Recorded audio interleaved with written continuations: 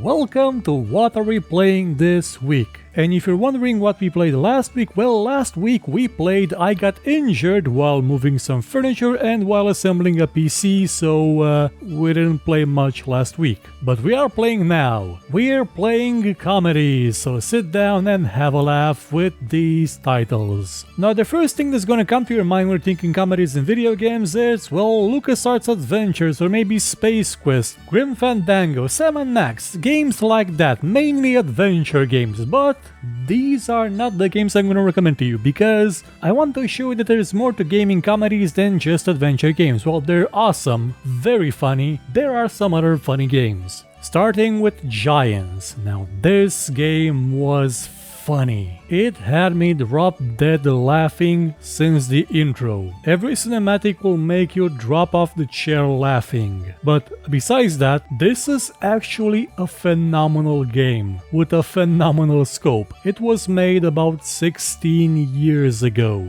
And yet it manages to have gigantic 3D maps where you go about either as the Mecharians, I think that's what their name was, hunting for food to feed to your Smarties so they can build a village and make defenses and all sorts of stuff because, well, there's something in this game called a kabuto, which is a giant gorilla-ish monster about the size of Godzilla. And you get to play as that monster. You also play as Dolphy, which is a Sea Reaper. What are Sea Reapers? Think of them like reapers that live in the sea. It's a very well-made, multifaceted, asymmetrical game that still has multiplayer in it. I think it's still playable in multiplayer. And again, it's very funny. It sort of has a bit of a, I don't know, British-like humor, though that may just be because some of the characters have British accents. Either way, it's a great game and you can find it on GOG for almost €9. Also, made by the same studio, by Planet Moon, you can also find Armed and Dangerous. Now, this game has a few problems, mostly because it doesn't feel that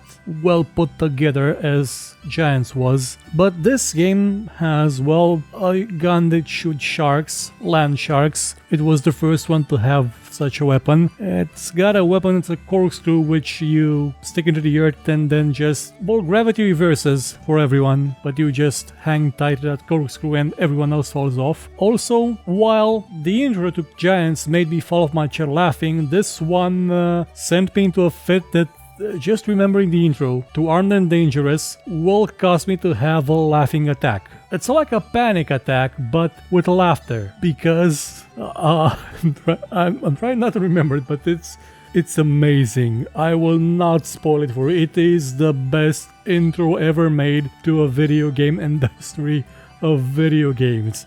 And it all boils down to one single joke. One visual gag that is just downright amazing. Cruel to animals, but amazing. You can find Armed and Dangerous on Steam for just €6.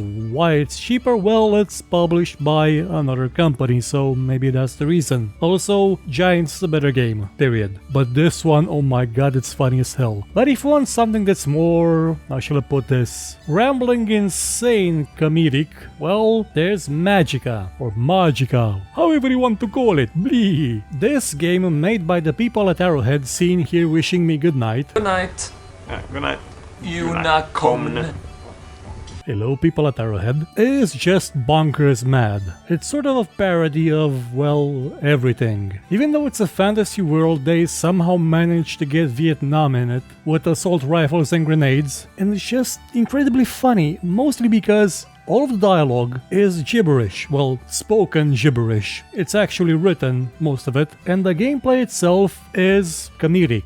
Because in this game you play as a powerful wizard, I mean so powerful that you can summon death after you beat his ass. Now that's not a bad guy, but you sort of barge into his home all unannounced and, well, things get messy. Also, it's a game where you can blow up your friends, then revive them and kill them again. Also, it has one of the funniest non-funny jokes ever made. One about Vlad, a character in the game, not being a vampire. Now in itself, the joke isn't funny, but the way they commit to it It is amazingly funny because it just goes on and on and on about how this guy isn't a vampire, even though he totally is. Like, imagine if the R to the knee joke from Skyrim was actually funny. This would be it. And the payoff is actually good because at the end, well, it's sort of predictable, but it's funny nonetheless. You can find Magicka on Steam for 10 euros. Also, there's a sequel out which I haven't played, so I'm not sure. Well, it's probably good, but I haven't played it yet. Lastly, I'd say check out the Serious Sam games. Personally, I'd say Serious Sam 2 because, well, to me it felt funnier, more silly. The last boss is a building. You get to fight a dragon to see who keeps the princess. No, not to rescue it.